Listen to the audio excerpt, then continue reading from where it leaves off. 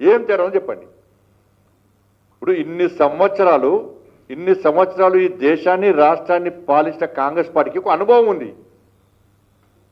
ఉన్నప్పుడు ఏ లెక్కల ప్రకారం మీరు ఎన్నికల సందర్భంలో ఫీజు బకాయిలు చెల్లిస్తాం, మేము అప్పులు తీరుస్తాం, అప్పుడేమో 8 లక్షల కోట్లు అప్పు వేసి వేరు, వాళ్ళు చేతికి చిప్ప ఇచ్చి వాళ్ళు వేరు. 10 సంవత్సరాల ఈ ప్రభుత్వం 2.5 సంవత్సరాలు 3 లక్షల కోట్లు అప్పు వేసింది. అప్పులు తీరుస్తామన్నారు, ఫీజు రియంబర్స్మెంట్ చెల్లిస్తామన్నారు.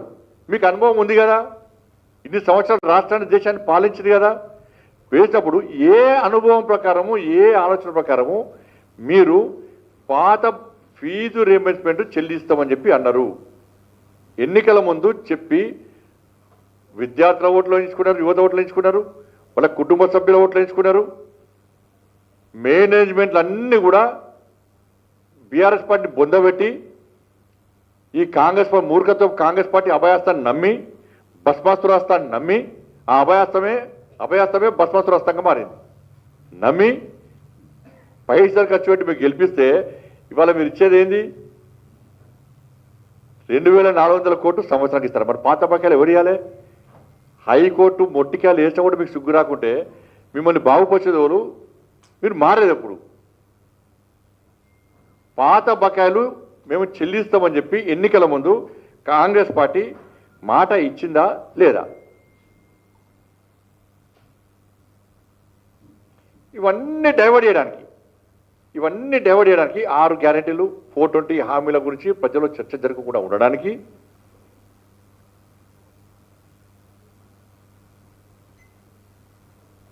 జంజీలందరూ కూడా కాంగ్రెస్ పార్టీ మీద వ్యతిరేకత ఉన్నారు.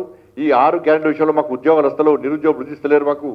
ఇదే నరేంద్ర మోడీ గారు 12 లక్షల రోజుగారు మేళా పేరుతో 12 లక్షల మందికి కేంద్ర ప్రభుత్వం ఉద్యోగాలు ఇచ్చారు, డైరెక్ట్ రిక్రూట్మెంట్ ఆర్డర్ ఇస్తున్నారని చెప్పి ఇలా జంజీలందరూ ఆలోచిస్తున్నారు. కాబట్టి ఇప్పుడు ఏం చేస్తారంటే 21 ఏళ్ళకే యువత చట్టసభలకు వచ్చే విధంగా తీర్మానం చేస్తున్నారు. దాన్ని ఎవరు వద్దంటున్నారు? నేను ఏమంటున్నాను, కాంగ్రెస్ పార్టీకి ఇంకా ఎక్కువ ప్రేమ ఉంటే నెక్స్ట్ ఎలక్షన్లో 21 సంవత్సరాలు వాళ్ళకే టికెట్ లేదు, వాళ్ళకే మంత్రి పదవి ఇబ్బంది లేదు, చాలా మంచిది.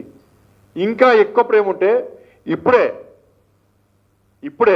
ఒక 10 మంది ఎమ్మెల్యేతో రాజీనామా చేయించుని 21 సంవత్సరం జంజీలకు టికెట్ లేదు, వాళ్ళ మంత్రి పదవి ఇప్పుడే వెంటనే. మీకు వాళ్ళ ప్రేమ ఉంటే వెంటనే 10 మంది ఎమ్మెల్యేలను ఒప్పించి రాజీనామా చేయించి గెలిపించి వాళ్ళ మంత్రి పదవి ఇది.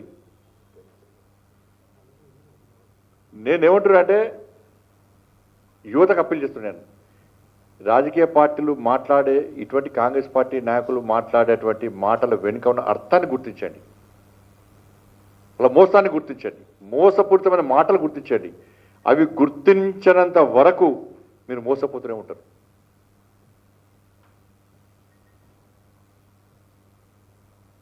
కాబట్టి రాష్ట్ర ప్రభుత్వాన్ని నేను డిమాండ్ చేస్తున్నా, రేషన్ కార్డుల విషయంలో కానీ 22A విషయంలో కానీ వాస్తవాలను ప్రజలకు వివరించాలి. వాళ్ళ ఇంద్రమ్మ ఇండ్ల విషయంలో ఢిల్లీ పోతారు, ఢిల్లీ పోయి ఆ సంబంధిత మంత్రిని ఇన్వైట్ చేస్తారు. ఏమని అడుగు ఏం చెప్తారంటే, సార్ ప్రధానమంత్రి ఆవాస్ యోజన ఇండ్లు మేము కట్టిస్తున్నాం సార్, దాని ప్రారంభోత్సవాన్ని రండి సార్ ఆడ చెప్పిస్తారు. అక్కడనే ప్రధానమంత్రి ఆవాస్ యోజన చెప్తారు, లెటర్ ఇస్తారు. ఆడ వీడికి ఏమంటారు? ఇంద్రమ్మ ఇండ్లు అంటారు.